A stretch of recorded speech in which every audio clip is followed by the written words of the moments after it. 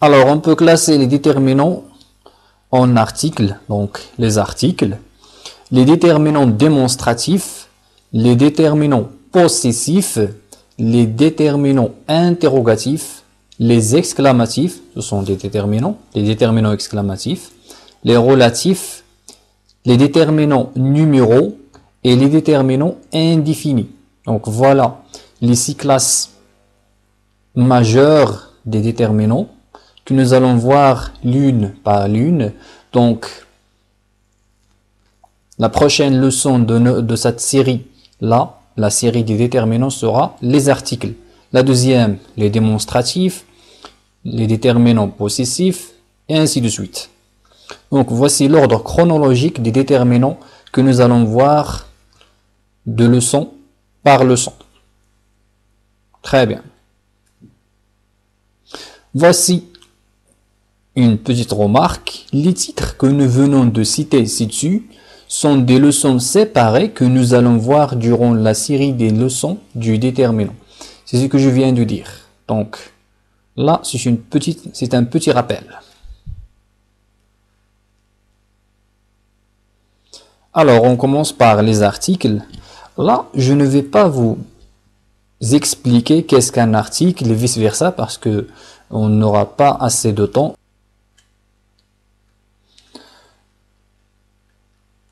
Dans quelques exemples, le cours du français, les livres des élèves. Donc le, c'est un article et du, c'est un article. Les, c'est le pluriel de le, c'est un article, bien entendu. Des, c'est le pluriel de et qui est un article. Là, une petite remarque, la voilà, petite remarque. Lorsque nous avons au, donc il s'agit de la préposition à plus l'article le. Et son pluriel, c'est au avec un ex à la fin. Et pour savoir de quoi s'agit-il, il s'agit bien entendu de la combinaison de la préposition à plus l'article le au pluriel qui est les. La même chose pour du, c'est la combinaison entre de plus le et leur pluriel, bien son pluriel des, avec la combinaison de plus les. Donc là, lorsque je parle de au, celui-là, lorsque je dis par exemple je vais au marché, eh bien la forme c'est je vais à le marché. Mais pour mieux prononcer le mot, nous avons choisi ce terme-là qui est au. Donc, pour dire je vais à le marché, c'est trop lourd, c'est un peu non éthique. C'est pour cela qu'on dit je vais au marché. On peut le dire très vite. Donc la même chose pour le reste. J'aimerais vous donner cette remarque-là pour que vous sachiez qu'il s'agit de ces combinaisons-là. Parce que lorsque nous arrivons à la leçon des articles, il va falloir de savoir ces formules-là, surtout avec le partitif. Alors, on passe à d'autres choses. Les démonstratifs, donc les déterminants démonstratifs qui démontrent les choses. Voilà. Cet homme, cette femme, ce livre, ces livres. Le ce, c'est, cette et cette sont des déterminants démonstratifs. Le 7 avec un seul T, c'est pour le masculin. Avec 2 T, c'est le féminin. Donc là, c'est très évident. Vous pouvez suivre la formule des féminins des noms, bien la formation du féminin des noms. Et vous pouvez bien entendu suivre la formation du pluriel des noms pour savoir comment on passe de là vers celui-là. La même chose ici.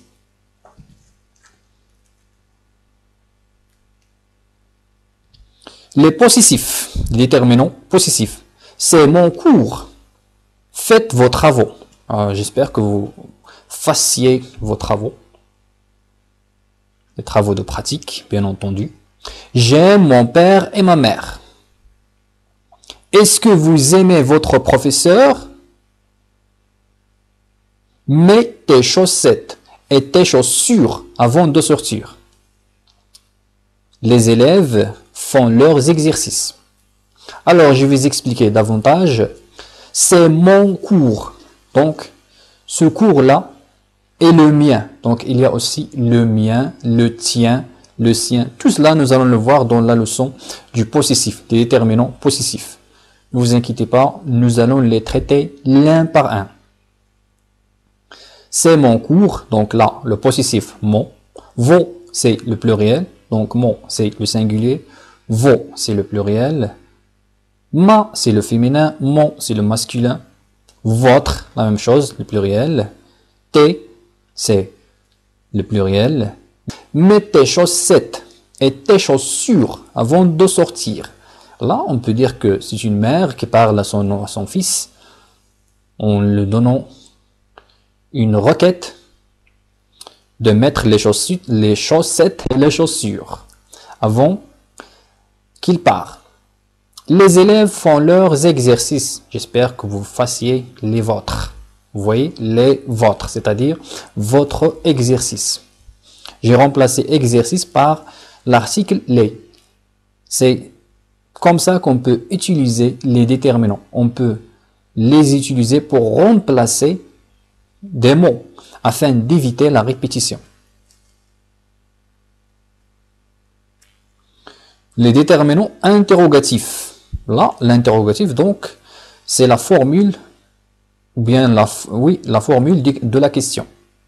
C'est la marque de la question. Comment t'appelles-tu? Quelle heure est-il? Est-ce que tu es français? Pourquoi tu aimes le français?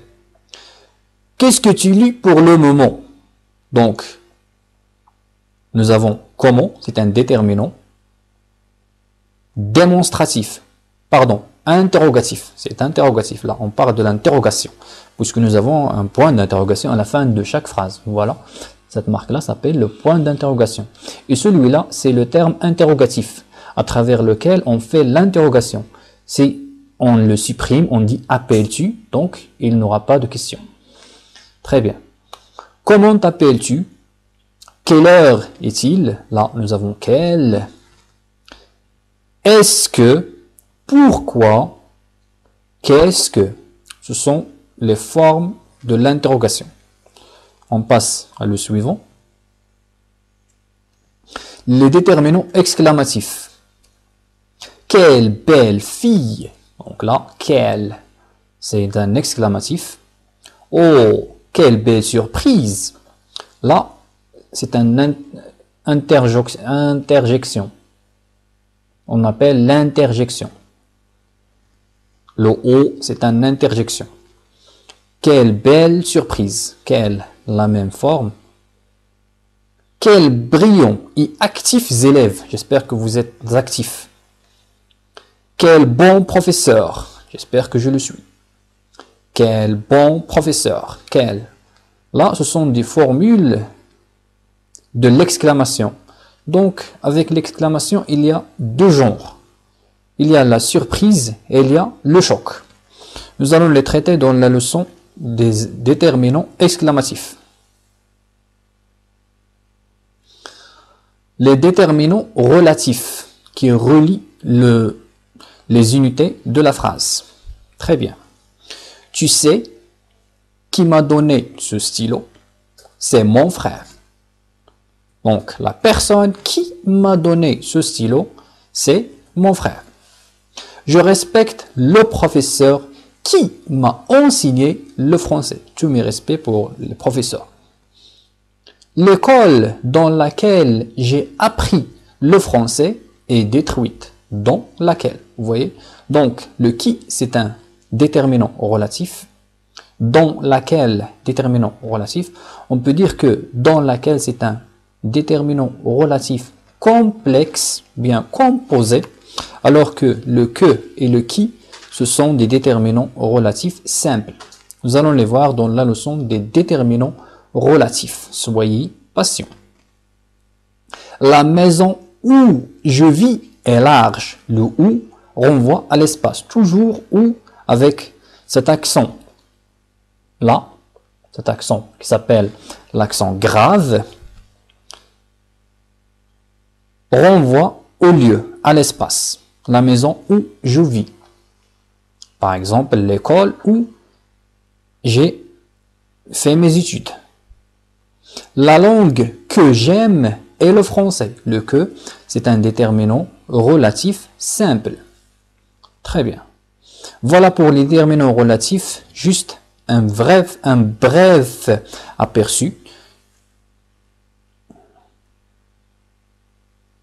Les déterminants numéraux. En fait, dans les déterminants numéraux, nous allons voir deux types. Les déterminants numéraux ordinaux et les déterminants numéraux cardinaux. Je reviens dans 2 minutes. 2, c'est un numéro. C'est pour cela qu'on les appelle numéros. Les déterminants numéraux, ou bien, puisqu'il y a le pluriel, un déterminant numéral, un des déterminants numéraux. Le al se transforme en o. Si vous voulez savoir comment on fait cette formation-là, je vous invite à découvrir la leçon de la formation du pluriel des noms, qui va apparaître en quelques secondes. Je vous l'ai dit 10 fois, 100 fois, 1000 fois. Là, c'est une personne qui se met en colère, qui est en courroux, qui vous disait « Je vous l'ai dit 10 fois, 100 fois, 1000 fois ». Donc, là, on peut dire que c'est une gradation, énumération. 10, 100 et 1000. Si vous ne savez pas qu'est-ce qu'une gradation, eh bien, c'est une figure de style. Donc, ce qui nous intéresse là, c'est les numéros 10, 100 et 1000. Le voyage a duré 17 jours. 17. Donc là, la même chose que nous avons vu avec les déterminants relatifs, il y a les simples et les composés. Aussi pour les déterminants numéraux, nous avons les simples et les composés. Très bien. Le mois de février ne dépasse pas 29 jours. Donc, 29, c'est le numéro 29. Prenez vos livres, page 205. Un professeur qui parle à ses élèves en leur disant « Prenez vos livres, page 205. » Très bien. Les derniers, ce sont les déterminants indéfinis, qui ne déterminent pas, ou bien ils ne nous ajoutent pas de détermination, ou bien de démonstration à le mot qui les précède. Par exemple, lorsque je dis « certains élèves », donc je ne précise pas. Certains élèves craignent le français. J'espère que vous n'étiez pas parmi ceux-ci. Ces élèves-là qui craignent le français et qui considèrent la langue française comme une bête noire, comme le 7e de l'impossible. Certains élèves craignent le français. Ce qui nous intéresse là, c'est la formule « certain », celle-là. Donc là, c'est un déterminant indéfini. Elle a plusieurs amis et aucun ennemi. Aucun ennemi. Donc, plusieurs et aucun. Ce sont des déterminants indéfinis.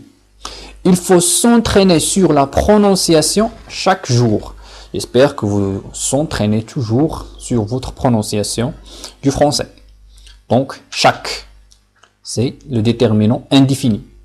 Tous les élèves sont présents et personne n'est absent. Tout, c'est l'indéfini, le déterminant indéfini.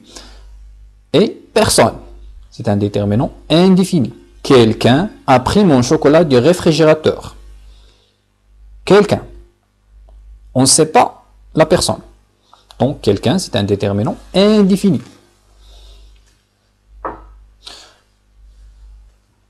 Donc, voilà, ça c'était les classes des déterminants. On passe à la récapitulation pour qu'on puisse récapituler, bien entendu, ce que nous avons appris au cours de cette leçon-là. Alors, nous avons appris que le déterminant est une unité de la langue qui détermine le nom qu'elle précède. Vous voyez, nous avons le qui est quoi? C'est un déterminant relatif qui détermine le nom qu'elle précède. Elle précède, c'est un déterminant relatif aussi. Il existe plusieurs types de déterminants. Plusieurs, c'est un quoi? C'est un déterminant indéfini. Il existe plusieurs types de déterminants. Lesquels? Eh bien, les articles, le, la, etc. Les déterminants démonstratifs, ce, cette. Les déterminants possessifs, ma, ta, sa, mon, ton, son, et ainsi de suite. Les déterminants interrogatifs, qui, pourquoi, etc. Les exclamatifs, quel, ainsi de suite. Les relatifs, que, qui, lequel, lesquels. Les déterminants numéros 1, 2 et ainsi de suite. Les déterminants indéfinis, certains, quelques, personne, et vice versa. Donc on passe à la partie finale de cette leçon-là, à savoir l'exercice de pratique. Alors nous allons s'exercer pour qu'on puisse pratiquer tout ce que nous avons appris au cours de cette leçon-là. La classe, bien, on passe à la question. Relevez tous les déterminants présents dans ces phrases. Donc la question est directe et très simple. Il s'agit de relever les déterminants qui existent dans ces phrases-là. Mais je vous invite vraiment à tracer un petit tableau dans lequel vous pouvez distinguer de quelle classe de déterminants s'agit-il. Est-ce un interrogatif, un exclamatif, un relatif, un indéfini, et ainsi de suite. Alors, la classe est le lieu de l'apprentissage. Ce livre coûte 60 francs, ou bien 60 dirhams. Vous pouvez ajouter le DH. Chaque jour, il pratique son français. J'espère que vous faites la même chose. Personne ne le déteste parce qu'il est très gentil. Exercice de pratique. Alors exerçons-nous un peu pour qu'on puisse pratiquer et sculpter tout ce que vous avez appris au cours de la leçon. Voilà l'exercice. La question est très simple et directe. Relevez-tu les déterminants présents dans ces phrases? Donc il faut relever tous les déterminants présents dans ces phrases. Mais je vous invite vraiment à classer celles-ci, ces déterminants-là, bien ceux-ci, les déterminants, puisqu'ils sont masculins, en traçant un petit tableau dans lequel vous distinguez les déterminants possessifs, démonstratifs, interrogatifs, indéfinis, relatifs, et vice-versa. Donc voici les phrases. La classe est le lieu de l'apprentissage. Ce livre coûte 60 francs. Chaque jour, il pratique son français. J'espère que vous faites la même chose. Vous pratiquez votre français. Personne ne le déteste parce qu'il est très gentil. L'ogre effraie quiconque, ou bien, oui, l'ogre effraie quiconque par sa taille gigantesque. Tous les enfants aiment jouer et s'amuser. La nuit est tout à fait venue. J'ai vu des panoramas plus vastes, mais peu de plus pittoresques. Tu veux boire du lait, du café ou du thé à la menthe? Alors, voici l'exercice. Maintenant, j'ai un petit cadeau pour vous. C'est une citation, la citation du jour. Voici ma citation. Ce n'est pas la mienne, bien sûr. Lire, c'est boire et manger. L'esprit qui ne lit pas maigrit comme le corps qui ne mange pas. Donc cette citation est très célèbre pour l'écrivain Victor Hugo, ou bien Victor Hugo. Je vais essayer d'expliquer un peu d'emblée cette citation-là. Lire, c'est boire et manger. Donc la lecture comme le fait de se nourrir. Et voici la cause. L'esprit qui ne lit pas maigrit comme le corps qui ne se nourrit pas ou bien qui ne mange pas. Donc un esprit ou bien un individu qui ne lit pas, il va maigrir comme quoi? Comme un corps qui ne se nourrit pas. Donc, j'espère que vous essayez de lire les contes dont je vous ai commandé. Bien, je vous fais les suggérés pour les lire. Il s'agit des contes populaires, puisque le style est très simple pour vous et vous pouvez mieux s'habituer à la langue à travers la lecture des contes. Alors, je vous dirais merci infiniment d'avoir été là. Merci infiniment d'avoir suivi cette leçon jusqu'à la fin. Merci et à bientôt.